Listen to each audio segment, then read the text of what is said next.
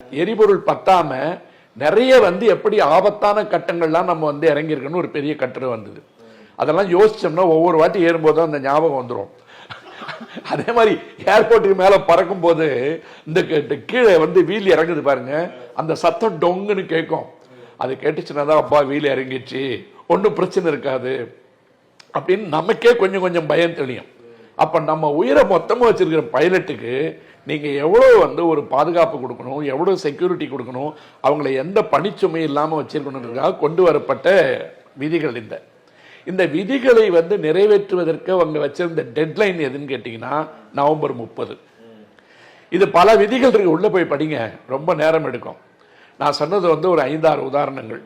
அவங்கள எப்படி லகுவாக கையாளணும், அவங்களுக்கு தங்கறதுக்கு வசதி கொடுக்கணும், எல்லாம் கொடுக்கும்போது இன்னைக்கு பார்த்தீங்கன்னா 12 மணி நேரம் 14 மணி நேரம் 18 மணி நேரம் நின்னாங்கல்ல, அவங்களுக்குலாம் இந்த நிறுவனம் ஒரு டீ காஃபி கூட கொடுக்கல.